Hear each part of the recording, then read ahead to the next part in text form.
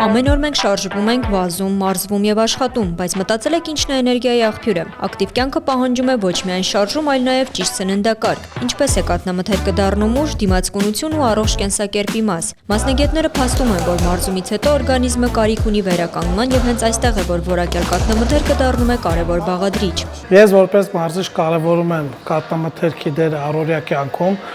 Առավոտյան նախաճաշին կարելի է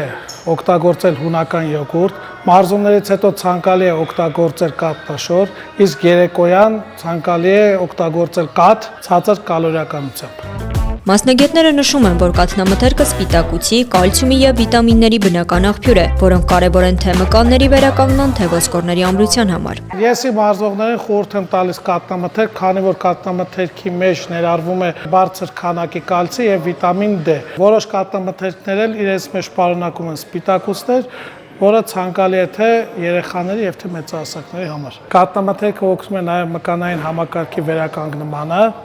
նաեւ նպաստում է հոդային եւ ոսկրային համակարգի վերականգնմանը։ Սպորտը էներգիա է տալիս մարմնին ու մտքին, իսկ երեմյան կաթնամթերքը լրացնում է այդ էներգիան հարստացնելով վիտամիններով եւ օգտակար սննդանյութերով։ Ես որպես մարզիկ կաթնամթերքի մեջ կարևորում եմ բարձր որակը եւ մաքուր բաղադրությունը, որովհետեւ այն շատ արագ վերականգնում է մկանները։ Ես սպառումից հետո հիմնականում օգտագործում կաթնամթերքից տվառոկն ու սմետանը, որը նրա մեջ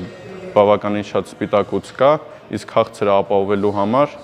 օգտագործում եմ կաթնաշորային պանդիկ։ Հայաստանյան շուկայում որակյալ կաթի մասին կարծրատիպերը փոխած երեմյան կաթնամթերքը ստեղծվում է հաշվի առնելով ժամանակակից մարդու պահանջները, որակ, բնականություն եւ հավասարակշռված սնունդ ակտիվ առօրյայի համար։ Ֆիթնես մարզչի խոսքով մարզման արդյունավետությունը մեծապես կախված է նաեւ ճիշտ սննդակարգից։ Կաթնամթերքը հաճախ ընդգրկվում է ակտիվ կենսակերպով մարդկանց օրակարգում, որպես հեշտ մարսվող եւ սննդարար բաղադրիչ։